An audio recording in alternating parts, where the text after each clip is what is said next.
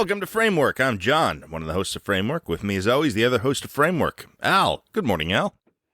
Good morning, John. How you doing, man? It's Peacemaker Day. Yeah, indeed. We're back to Peacemaker. Season 2 of Peacemaker, which just finished its run on HBO last week. We were big fans of the first season, and we mostly liked the Superman film. And, I don't know. I like most of the James Gunn superhero entries in general, I would say. And you are mostly on board with me there, I think. Oh, yeah. I mean, what am I not on board with? The Guardian stuff? No. I'm like kind of a little bit all in on Gunn in this mode, I would say. And I think you're mostly, yeah, he's good. No, he's good. Okay. He took over DC at a time when like superhero fatigue was becoming very real and burdensome. So his biggest nemesis right now, yes. Yeah, it was hard to build up giant reserves of enthusiasm in 2023, 2024 for another reboot of superhero stuff. That being said, I liked Superman. I mean, if I can remember back in the midst of whatever 4 years ago when Peacemaker first came out, I think that the premise of our episode was like I liked his Suicide Squad movie more than I expected because I didn't expect to like it, and then I liked the Peacemaker show more than I expected to like because I was not excited about the spinoff. And now Peacemaker season 2 has to deal with actual expectations on my part. Because right. I was expecting to be very into this. And I was. I liked this season quite a bit. I think the last episode was the weakest. I don't really love the dismount here. But for me, ultimately, like this is just kind of a hangout show, the way I experience it and enjoy it. And I just want to watch these characters sitting in a van talking to each other. I can do that for 20 minutes at a time. I think, yeah, I agree. I liked this season of TV. It kind of snuck up on me how much I liked it, in fact, as it went on. They're sort of accumulating kind of just, hey, this is actually going really well. I'm enjoying myself quite a bit with this. And it is primarily working for me as a comedy. I mean, it's really not even trying to be anything else at this point. Yeah, it's strange. It's this whole subgenre of Deadpools and whatnot, where like you will do really elaborate action scenes with like gore and stuff, but I'm not am I even supposed to be excited by that in the way that I am? I don't know, a Mission Impossible stunt set piece or something like those still play like gags to me mostly. Yeah, I mean, I think they should and do. I think we're pretty much at a point where even the action scenes are comic set pieces in this. Right. Since we don't have actual comedies, this is what we have. Superhero shows that are technically superhero genre, but are in fact comedies. Right. I mean, that's always been the sort of, the secret herbs and spices that made the Marvel Universe what it was, is, at least to my mind, is that those were comedies with the occasional CGI action set piece in it, more than they were action movies with jokes. That's probably right, yeah. James Gunn, I think, is explicitly a comic guy, too. Like, he does comedies. He also does emotional kind of character relationship stuff that is intended to pay off. And that has, in Guardians in particular, I would say, been sort of a secret weapon. It's kind of not a secret anymore. It's kind of just like what he's known to do. And so this is attempting that as well, more so than the first season, building on the character beats established in the first season. And to my mind, I mean, okay, so this is how I'm looking at this. This feels the most like modern day Joss Whedon that I can think of. I think I think it's a very straight line. Yeah, like there's nothing else quite like this right now. But that doesn't mean it's, completely original. It's very much drafting off of Buffy the Vampire Slayer. It even has like an end of season Buffy cliffhanger here. That's the first thing I thought of. Very, very much. And they're their little club name, the 11th Street Kids, are beyond like pretending, that they're not a family to each other. I mean, Hardcore is still surly about it, but even she, she's having them over. She's hosting the party. She's having them sleep over at her house. Like, she's got weird feelings about Peacemaker himself because he killed her ex-boyfriend, I guess. But that's all very Buffy. The thing about it that is a little odd to me is that it's also kind of being ironic. It's also operating a lot like Community does, I think. And I was often reminded of Community this year on this show, in that some of these emotional moments, that they're calling themselves the 11th Street Kids and playing all that up, almost feels like a Community bit where they're sort of taking the piss out of that.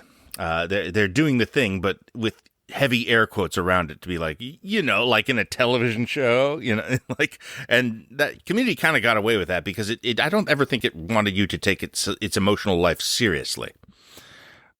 No, I think the gag there was always like, or the surprise was always, this parody is functioning like, so it is at such a high level that it's almost working as the real thing. And but that was always the surprise. I mean, it was always definitely jokes first, like leading. But it's also schematic. It kind of walked you through the way it was pulling its levers. It was, it would be like, this is the emotional montage moment here. Remember when we set up that we're going to do the song from American Tail? It's coming back and we're going to treat it seriously. And that's the joke. And yeah, but that was always the thing that was most, again, surprising and exciting about that is like, not only like, is it the parody working? They told me, like, they showed me all the gears for how it was going to work. Mm-hmm. And yet even like explaining how the sausage is made is like, that sausage is still pretty tasty. It's still kind of like that American Tail song still works. And like, yeah, Peacemaker's not on that level of meta-ness really.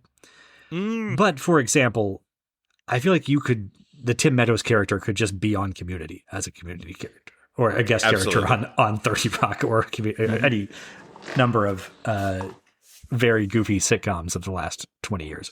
Well, to that point, he is the most successful thing about the season, I think. Like, he is a slam dunk performance here. God, Tim Meadows, just a goddamn American treasure. We've really never appreciated what we had with him.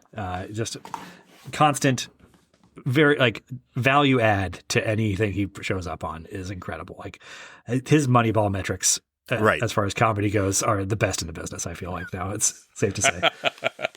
Absolutely, he is an absolute monster in this season. Just every single line he gets, even if it's not a joke, he somehow lands the punchline.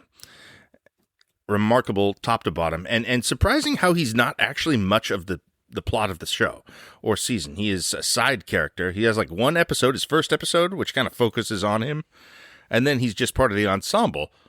Doesn't matter. He's kind of the main antagonist of one episode. When it's like he's the antagonist to Economos, though, who's not an action hero. He's never going to be a real threat to hardcore Peacemaker. But I mean, he does it in the Tim Meadows way too, which is it's so hard to it's so simple and yet hard to put my finger on. Like he plays it straight, but not in a way that like Leslie Nielsen is doing straight dramatic readings of the most absurd shit possible. He always has like. He's underplaying it. He's playing a little straight, but not like with gravitas is not what he's going for, I guess is the thing.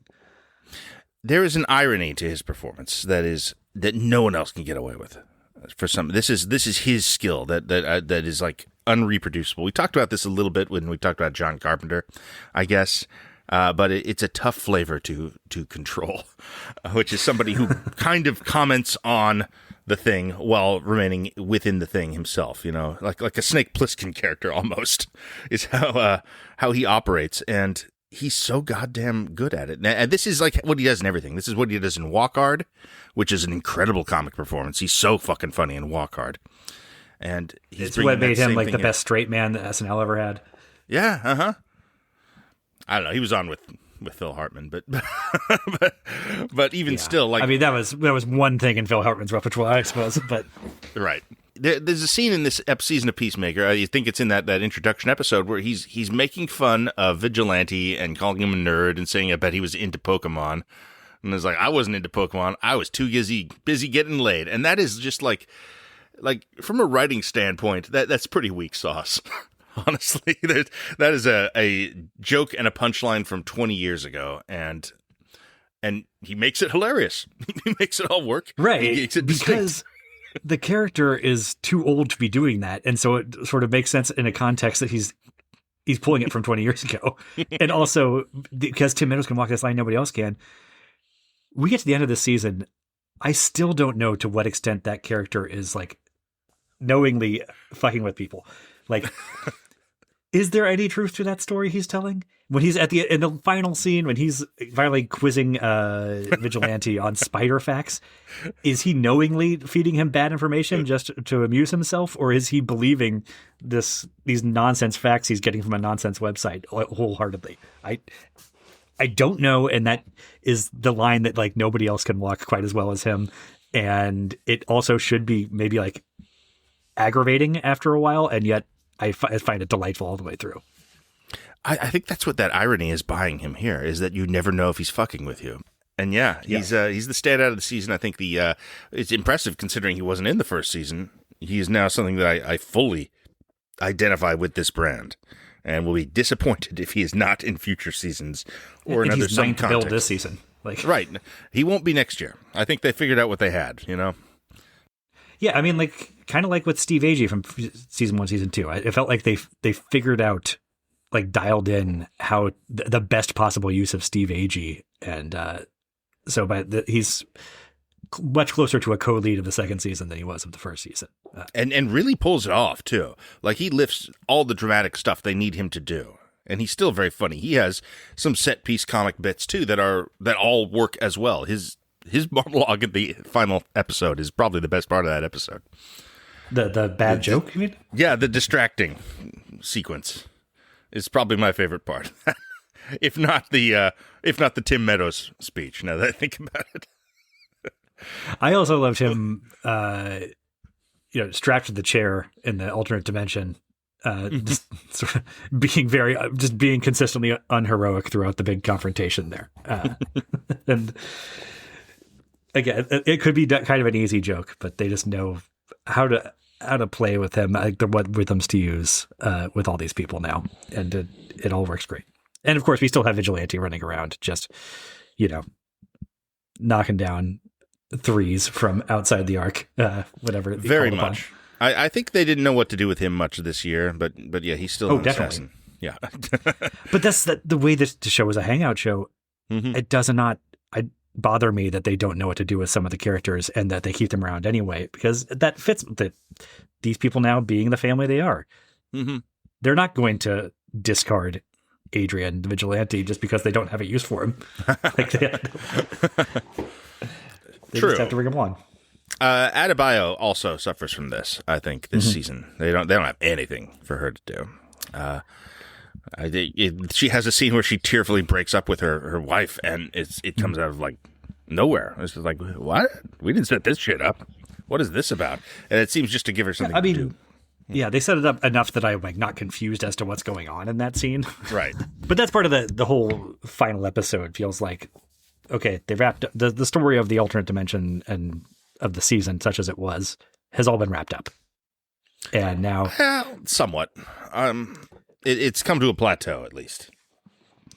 Well, I felt like Rick Flag suddenly having this evil scheme involving alternate dimensions and Lex Luthor popped up at the very end and was not as interesting as the alternate Nazi world and some of the other stuff and just Tim Meadows going after putting Economos in tough spots, going after Peacemaker, like that, all much more interesting than this new found a whole nother Earth.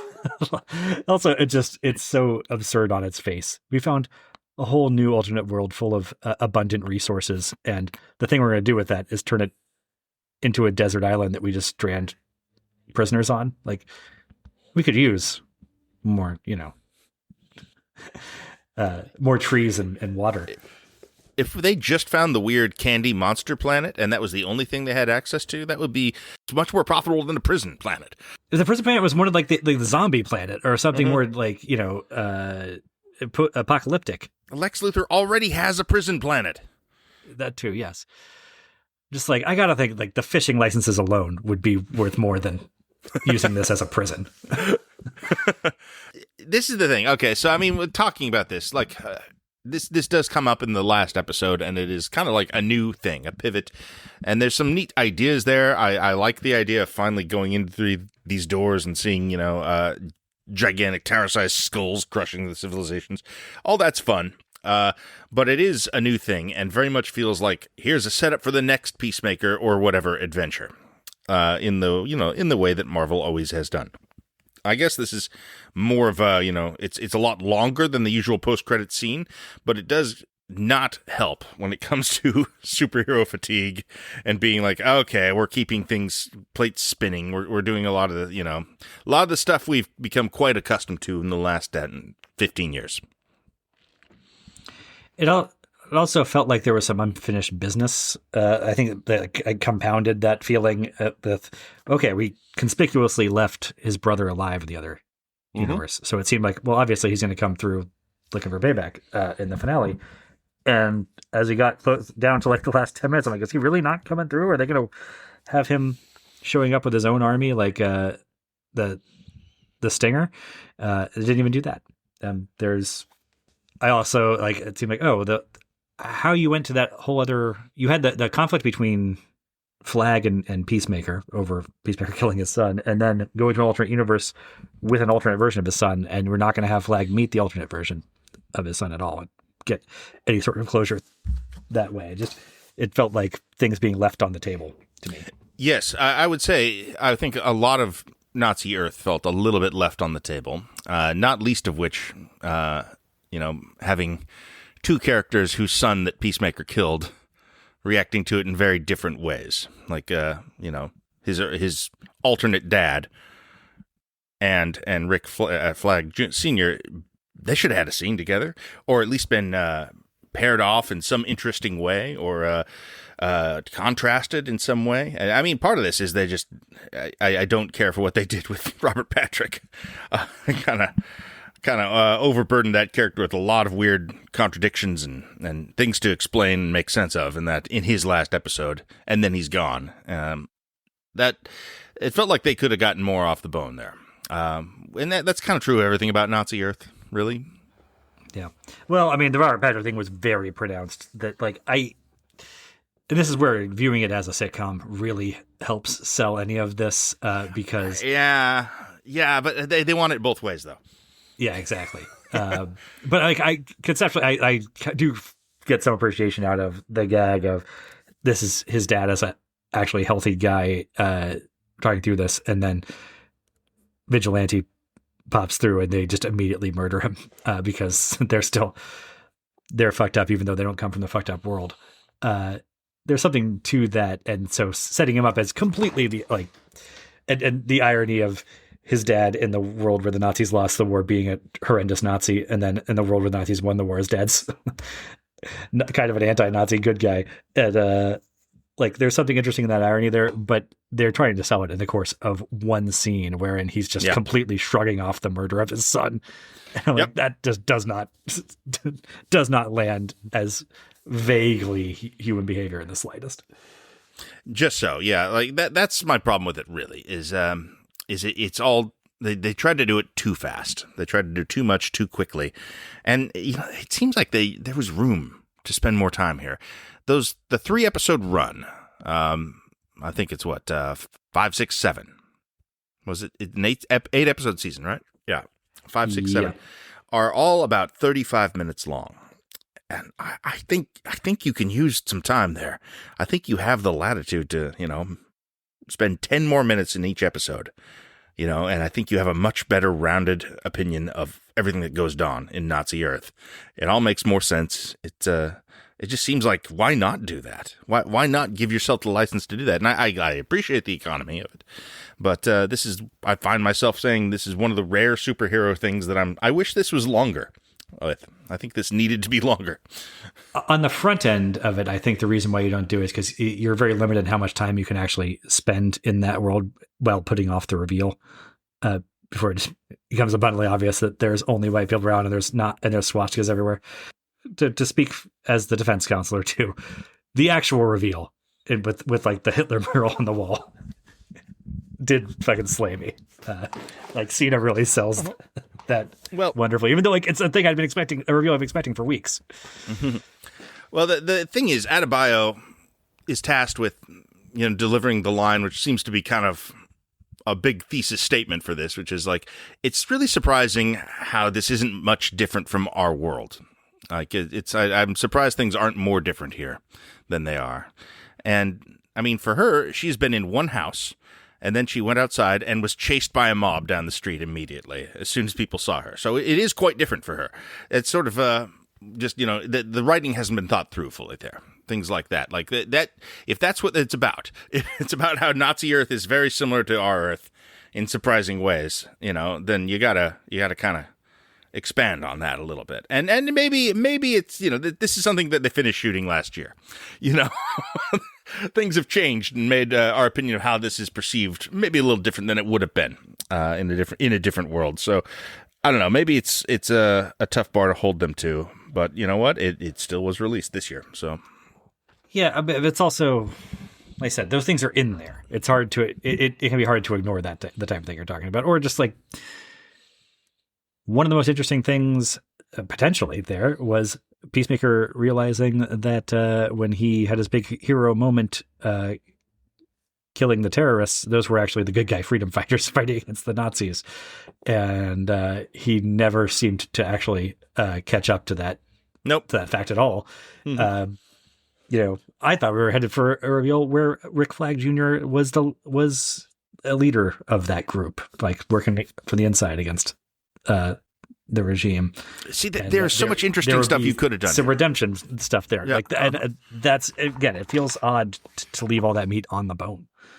Mm-hmm. Yeah, and this is the big idea of the season too. Like this is kind of the whole thing. I don't know. I mean, is it? It seems underplayed and kind of undervalued. There's no other big idea that could be. Well, yeah, that could be exactly. in its place. I mean, it's connective tissue between Prison Planet stuff, I guess. Although, again, we're not really going to need that. Prison Planets have been set up in Superman, so we're kind of playing in that field here.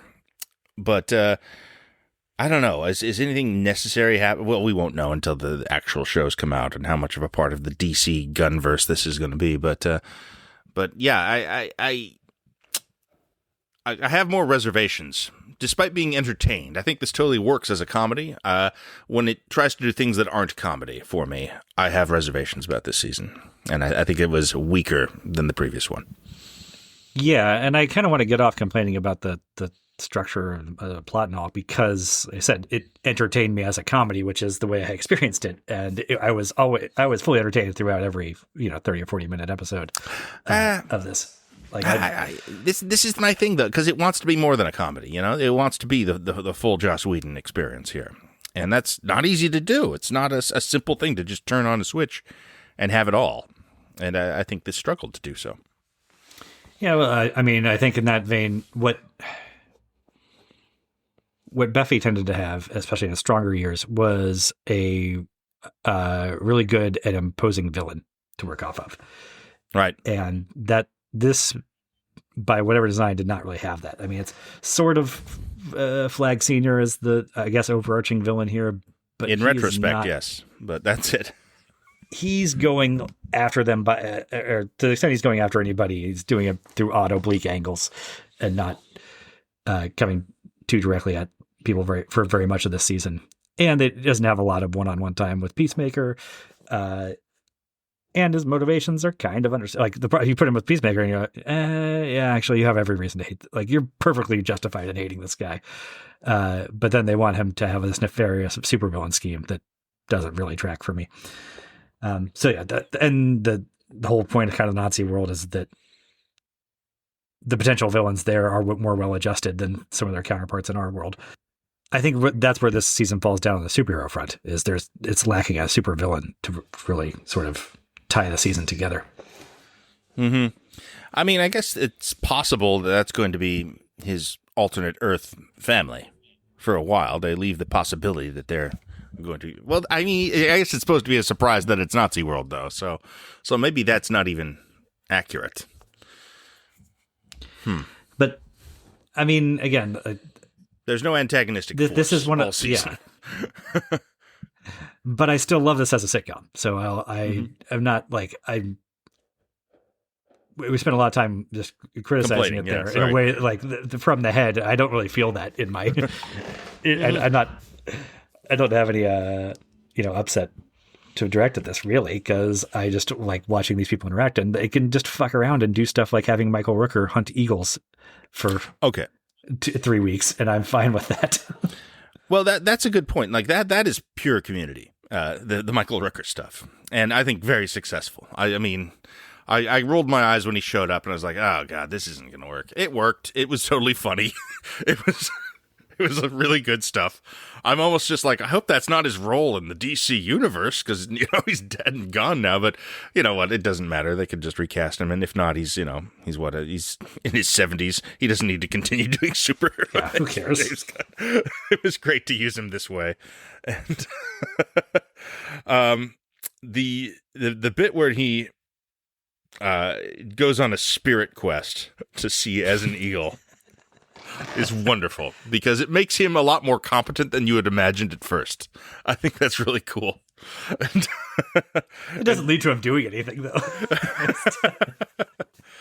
No, it's purely Wile E. Coyote stuff. It's this. It's also the same stuff we're talking about with Tim Meadows, is that we can't get a handle on, is this guy completely full of shit? And then like, no, wait, does he? Oh, not only does he believe this, it might be real. But then he's still a buffoon who gets eaten by the eagles immediately. Whatever. Great. I mean, all right. We could do character doesn't work, character does work. Okay, yeah. Sasha Bordeaux character. I gather this is somebody from the comic books that has some sort of history there. Who is this? Is this Rick Flag's girlfriend? Yes. Doesn't work. Yeah. Doesn't work. We got robot antagonist women in Superman. A supermodel here. Mm-hmm. Like it did not work at all for me. I didn't get a handle on that character. Didn't develop either affection or animosity for her. Don't know what the intention was. Can't even. She has a face turn. Sees what okay, her. But if she had been more, she wasn't a villain to begin with enough. Like not really. But it is notable because it's the exact same resolution that they used in Superman. It's the Miss Teschmacher thing. That's kind of true, yeah. Yeah, which I noted. I'm not sure if it means anything or if it's just repeating itself or what. But I was kind of just like, weird they did that again. I don't know. I think they just never came up with much of an idea of what that character was supposed to be doing. Right. But they knew that she's supposed to be part of the Checkmate organization or something, maybe. By the end of it, that she had to end up there. Lame, don't care. Not into it. So it just kind of ends up there by default, it feels like. Mm-hmm. Contrasted with a character that works entirely, Judo Master. Just absolutely 100% success rate on using that character. Yeah, he's fun. Mm-hmm. I enjoy him. I got no complaints about Judo Master. But that's the gun specialty to me. Now, the thing that really separates him is that the 12th tier people, he will get just the absolute maximum juice from their mind grapes. That he'll hang a big emotional beat of Suicide Squad on how Polka Dot Man feels about this conflict. And Judo Master will have a 2-season slow face turn wherein he also just nails 15 laugh lines for me. Mm-hmm. Really good delivery on that. What was it like? Yeah, I think they hate everyone who's a minority or homosexual or everything I am, basically. And he just kind of shrugs yeah, well. Yeah, just, he's doing the Brad Pitt thing of just always snacking. And he's got a very stupid hat, which is funny to me every time. It's a really dumb looking cowl.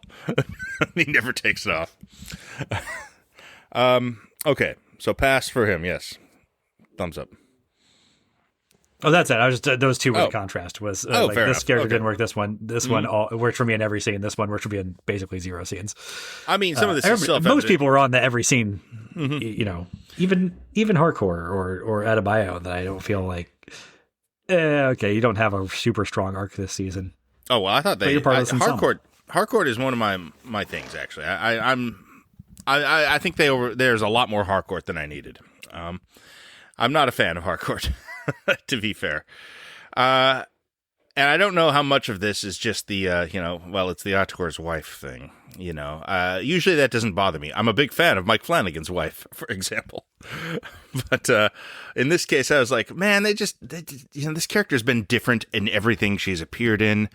And it kind of just seems like, how much material can we give her? Like all the stuff with her basically being a character out of Rescue Me for the first chunk of the season, it didn't really land for me. Like going into bars to pick fights and get, just to feel something. It was kind of like, this woman is 110 pounds, and I appreciate that she's put in a lot of work, but I don't quite buy most of the stuff you're asking me to buy from her. I don't give a shit about the physicality of it. Like, that's I'm not even talking about that. Superhero milieu. I'm talking about what is the character here? Like, what the hell is Harcourt? Yeah. It seems to be very inconsistent, project to project. Like, have you seen Black Adam by any chance? She comes in like she's Deadpool in that. It's a very they don't know what she was in that. Yeah, uh-huh. Or is it Aquaman too? I don't know. She's in maybe both of those. Now that I think it doesn't matter. I'll never find out. No, why would you? It's a dead franchise at this point. Well, there's still these vestigial pieces. I guess Peacemaker was technically part of that franchise. Yeah. How'd they handle that? Pretty good, right? I mean, they kind of just dealt with it and said, "Fuck it, it doesn't matter. It's all happening in this universe now." I kind of thought that when I saw the ads with the multiple dimensions, I thought, "Oh, well, that's how they're going to explain that." Nope, didn't care. Fuck it. No, and I'd say the biggest flex that James Gunn does here, like, I don't know, artistically, totally, is the first episode explicitly putting like the Justice Gang in it, interacting with Peacemaker to establish, no, this is the exact same world as the Superman movie, and then doing the big naked orgy sequence, like a Coke Bender thing, where there are erect penises being handled on screen. This is NC-17 stuff. And just to be able to pull off that tonal mishmash is kind of crazy, right? It's wild that they allowed that. I'm still surprised because this is the second thing in the. I guess it's the third after Creature Commandos, which I kind of want to watch now. Apparently has Rick Flag as a major character, so there's a weird arc there too that I'm interested in investigating now a little bit. But it is still, this is right after Superman. Lex Luthor is featured in it, and he has a monologue about butt fucking. It's crazy that this is allowed. I mean, I guess there's a sense that he's kind of been given the keys to the kingdom, and he can just get away with this shit. And I guess it's kind of a good time in America for just getting away with shit, because no one cared. No one was upset about this. It's just kind of understood. Getting the Coke orgy on screen, period, is kind of an impressive feat. Like, if this were... what's the teenage show on HBO with Euphoria? Zendaya. Euphoria. Yeah, this were Euphoria. Like that level of sexually explicit material would be shocking to get on the screen. To do it within the auspices of the proper DC universe is hilarious. I mean, in addition to just being impressive, I guess as a I don't know, a business feat. It is. Mm-hmm. And funny too. It's good funny stuff. And man, and Cena is a really good actor. Like, he's really holding this together, and as a comic actor and doing the dramatic side of things. I'm kind of amazed that he's as sympathetic of a figure as he is in this. He's been excellent. Like, this has been a revelation of a role for him, and he is, I think, actually weirdly struggled to be this effective in other roles. Now, I mean, obviously he's the lead here and turns out well suited to being the lead of a thing. I wouldn't think of this character as particularly like uniquely suited to his talents. It's kind of, it's kind of Deadpoolish. It's kind of, just sort of a crass superhero character, the likes of which we've seen in so many other things, but he really does elevate it. He's really excellent here. And, I love him in this. I think he really, like, without him, the show doesn't work. Even with all the Tim Meadows and everything, he's really great. Well, he can go on rants, like comedic rants that are funny. When he's running on about it, like giving a fine, you're the best at conversation. Let me just give you your medal for winning the conversation. Blah blah blah. Like that's a community rant that would give to Joel McHale that he's selling. And then he can also be kind of depressed and moping around for half the season. And that could get very tiresome very quickly for a character this inherently silly and inherently unsympathetic in terms of like how we were introduced to him and all that. You know, there's seasons of Buffy that people don't like because gets way too mopey, and we come into the with a lot more inherent affection for those kids than we might for this guy. Buffy and Angel also had 22 episode seasons. They a big part of the show was just like, how do we fill this time? And they did with hangouts. They did with having these characters talk. It's impressive how much they got how they made the most of what they had here with their ensemble. And yes, some people suffered as a result, like less Adebayo than you would want, things like that. But even still, 8 pretty short episodes, and they hit a lot of the same beats and did it pretty well. I mean, I would say that without question, Gunn is probably the heir apparent to Whedon at this point. This is what I wanted Agents of S.H.I.E.L.D. to be, basically. Yeah, and some people will try and tell you it became that after 4 or 5 years, but I mean, who's no time for it? Who's got the 50 hours to let it develop anymore? What reminds me of those shows, and what I have fun with Peacemaker on, is that when they were filming those 22 episodes, it's Monster of the Week stuff, and you could just they had the main cast, like their personalities and relationships locked down. That just, okay, here's a monster with a new power, and we can just put people in a room and watch them try and problem solve. All right, how do we deal with this thing? And that's sort of the conflict of the week in Peacemaker, is such that I will watch these guys sit in a room and try and just problem solve. What do we do about this eagle hunter guy? And have Vigilante throwing out his terrible ideas while everybody else does their thing, and and I'll laugh consistently throughout those scenes. So I would say that this is not structured like a television show, and a big part of this is just what that means is changing. You're going to see a lot more 8 episode shows than 22 episode shows these days, or at least I'm going to. I'm not watching what they put on broadcast TV anymore. But even that my impression remains more episodic. You're not watching Elsbeth? I don't even know what that is, man. I don't have any. Elsbeth is a lady with a quirky name who helps. She's not a detective, but she helps the Wendell Pierce, Bunk from The Wire, who is a proper policeman, solve crimes. Okay, what's she bringing to the table? She has a quirky name. Oh, okay. I don't know. Is she a novelist? Does she write crime novels or something? Possibly. I have seen these commercials mostly on mute between, quarters of a football game. But it appears it's been on somewhere between 2 and 14 seasons now. Maybe the most popular show on TV. Sorry. I guess those shows do exist, but not the things I watch anymore. I don't think I watch a single network show at this point in my life. And I also think that the energy that I most appreciated on those, the long form storytelling thing, has moved over. That said, 8 episodes, there's not really episode structures anymore. This does feel like a 2-hour movie that has been kind of pulled out and added with a lot of hangout scenes and comedy material to fill it out. And I mean, it's surprisingly successful if that's what it's doing. But you could definitely make a movie about the events of this season, and it might even feel a little bit more structured because that's the amount of story they had. Wouldn't want to cut out all the comedy, because then you don't have like Tim Meadows in there if you do that. All the funniest shit isn't there if you do that, so don't do that. But I don't know. It wouldn't hurt, I think, to have an episodic structure, and maybe the checkmate industry thing will allow for that. There are times when I'm making dinner. I got a piece of chicken, and I get 1 chicken breast, and I cook it up. Of course. And it's enough to feed 1 grown adult, but there might be a night when I need to be feeding other people in my family too.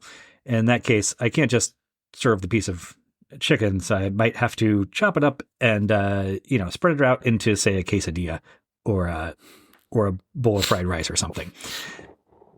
And that's sort of how this feels. Like there's a 2-hour movie in here, that could be its own meal on its own.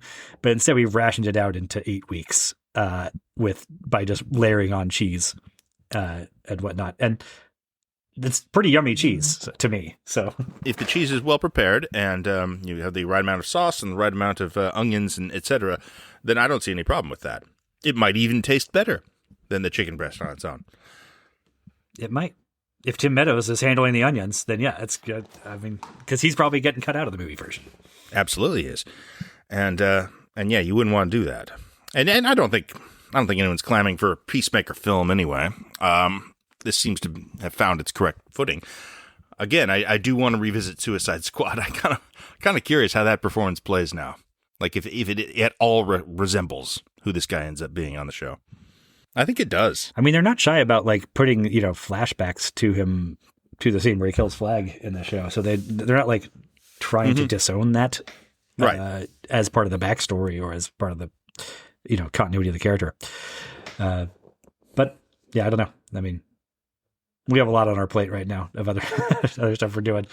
For instance, I have to start my campaign to get Tim Meadows an Emmy nomination for this. That's going to eat up a lot of time. No way. He deserves it, perhaps. I mean, he deserves something, goddammit. I hope this leads to something for him. He was such an obvious standout. I mean, maybe it's just more work in the DCU, which I guess, hey, not bad if you can get it. And he's exactly the sort of guy who can improve a movie from the margins, Like he's if he shows up in Superman World of Tomorrow, I'm going to be like, hell yeah, that's great. Perfect. Get him in there. But get him paid. I'm sure that pays pretty well. I'm sure. So, but to that point, what do you think they do here? What's the next move? They left it on a pretty big cliffhanger that sort of demands follow up. I mean, the funniest thing they could do is maybe just end it here. we never see him again, but they won't. There's going to be a whole thing. I don't know. That seems. I mean, one, just because who knows, like who's signing checks at Warner Brothers next week. Much less the 3 years from now when they actually get around to releasing this thing on the schedule they're on. Well, this is a confident move. They seem to think they're going to keep making these. If you end it that way, that's what you believe.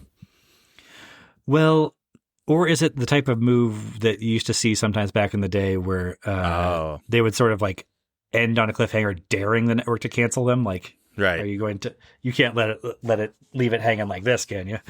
And maybe there's some element of that to it. Maybe. I don't know. We're also in a world where you can just you can pick up a piece. They could continue this in a comic book or in an animated show on a different streaming network or in a movie that, it could be part of a montage in Man of Tomorrow that he's going from universe to universe cleaning up things. And one of them is getting a bearded John Cena out of the jungle. Well, one fun thing is that maybe his DLC appearance in Mortal Kombat 1 is now canon. Really? He was in the most recent Mortal Kombat game. Wait, they're just doing Mortal Kombat 1 now? Like, they rebranded because there was a time reset, but not exactly. Right. It's not. So they've reset it. But they're calling it Mortal Kombat 1. They are. It's brazen, and it's actually a bad game. But you can play as Peacemaker in it. And it even has like an ending thing, like, "Yep, well, I did it. I conquered NetherRealm." You go through it, so yeah. I mean, is it John Cena's voice, or is it? It certainly sounds like him. I'm pretty sure it's him. He's actually really fun in the game. You should give yourself a moment and watch his fatalities. It's pretty amusing. I mean, like I said, Cena is really shown himself to be quite a talent. I think it's not surprising to me that he hasn't found stuff outside of this to really showcase it, because he is someone with a Schwarzenegger physique in a world that does not really have Schwarzenegger vehicles anymore, that Hollywood's not producing those. That was part of the thing of Schwarzenegger. Like, you've mentioned this when we did an episode on him, I think, was how many times did he just play a cop from Cleveland named, Chris Bob Johnson. Anderson. Yeah. Well, and I don't know that Cena can do that, though. That's the thing. John Cena can play those roles. But we don't make I don't know that Hollywood really does that anymore. Like that, the Bourne franchise moved things around a bit I don't know. I suppose there's that, like, Rebel Ridge is sort of a serious action movie that's built around that guy's sort of incredible abnormal physique. But yeah, I mean, no, I was reminded of Schwarzenegger a few times this season, actually. And specifically, I think when he did comic family stuff, like when he makes his kindergarten cops and things like that. And I believe Cena's made a few of those too. Yeah, everybody. I mean, Batista's done his, The Rock's done his, everybody's done there. But what if he had to work with kids? This Big Muscle Man movie. That's an age-old tradition. He's really well suited to pick up that mantle. In some ways, he's more of a Schwarzenegger stand-in than Dwayne Johnson ever was, even as that was sort of explicitly what he was. It feels like he is primed to get something like that, to take a role like that. I don't know if he's quite ever proven himself to be the box office draw that you can make a movie starring him at that level right now. I mean, but there's so many small action films. If you recall, the first John Cena acting project was The Marine, film called The Marine, in which Robert Patrick played the bad guy. It's Cena versus Patrick in his first film. Yeah, it's not good, but no. It's funny to think to me that Robert Patrick has been killed on screen by John Cena like on more than 2 occasions, possibly now. I mean, I guess he didn't kill him in season 2. That was the other guy. But. Yeah, but he got him killed. But the point is, I don't know what my point there was, just to mention he did a thing Patrick before. But he could be in movies. He could do these things. I think he's great in the Fast and Furious movie he's in. He's a lot of fun in that. That's the closest he's kind of come to taking this and bringing it somewhere else, I'd say. But I'm a little surprised it hasn't happened a little more overtly. I guess maybe because this is his superhero project, and those are the movies that you make. Yeah, that you get one superhero project basically. I guess not if you're Ryan Reynolds or The Rock. You can do multiple ones, but you got to space. Yeah, you have to space them out quite a bit. I mean, I think people defend his just straight up comedy, right? Blockers, isn't that the one he was in? Yeah. Well, he's a good comic performer. He's really good, but they don't make comedies either. Exactly. It's sort of like Game Night. Like people say that movie is great. I haven't seen them, so I can't vouch for it personally. But they didn't make a lot of money because that's just not where the industry is pointed these days. So he doesn't get to keep doing those. But not because I don't think you can lay that at his feet, really. I mean, again, no. Sight unseen. No, of course not. I mean, it seems like he's primed to be a big star, and the industry is just not allowing of the ways he's qualified at the moment. Obviously, he's going to keep working. He's going to be fine. Don't worry about John Cena. Yeah, he's doing fine. Yeah. I mean, he has this, like this. This may be close to his ceiling. But Peacemaker, the show. Yeah, maybe. This may be about the best use you could get out of him. Yeah. Well, I mean, he's kind of nailed it so hard and claimed the role so much that it just seems like this would be transferable in some way. But I don't know. Maybe this is the most broad appeal thing that could be made with this energy right now. And I mean, we should say this is really overperforming what anybody would have guessed that the ceiling for the Peacemaker character was going into the Suicide Squad movie. No kidding. He's going to end up being in some superhero movie in the near future, one presumes, one of the big DCU movies. He's going to show up on this planet that he's on now. So, I suspect we're going to see more of Peacemaker for the next 5 years. I don't know if that means another season of the show necessarily, but yeah, obviously he'll be involved in this enterprise going forward, and good. I hope they also bring Tim Meadows in and some of these other guys too. But me too. Yeah, if you can sneak Judo Master in there, all the better. But like I said, Tim Meadows is something that we just have taken for granted for too long. We can just kind of slot him into the margins of just about anything with a lightly comedic bent. He's going to make a better thing. When he shows up on Unbreakable Kimmy Schmidt, he's going to be a highlight of that episode, whatever. You'll give him one scene just doing his routine from the sides in Superman World of Tomorrow, and it's going to be memorable, one of the best parts of the movie, and it should happen. And probably will, frankly. I mean, I got to think that they, the people making this came to the same conclusion I did watching it, which is like, we got something fucking special here with this guy. So hopefully they'll act on that. Yeah, I hope that Gunn or whoever else is writing Man of Tomorrow with them is sitting there thinking, like, whenever they're writing a line for like the Beck Bennett character, are asking themselves, could we be giving this page space to Tim Meadows by any chance? Sorry, Beck Bennett, but yeah. Nothing against him. That just character did not pop the way that Meadows did. So. All right. Cool. So I don't know. What's the next superhero thing? Green Lanterns, I believe. Is that right? Oh, yeah. That's supposed to be like True Detective somehow? That's what they say. Hey, I'll check it out. Kyle Chandler and Aaron Pierre. Why not? Based on the cast and Gunn's track record so far, I'll check it out. That log line sounds like a fucking disaster to me, but... All right. Well, fair enough. And maybe I'll even check out Creature Commandos in between. Maybe. We'll see. I don't know if I'm not busy watching Stranger Things for 75 hours. This is Christmas season. Oh, God. Okay. Yeah, that's a whole other topic. We don't have time for that. No, we don't. All right. Thank you for listening. All right. Talk to you later about some other thing. Good night.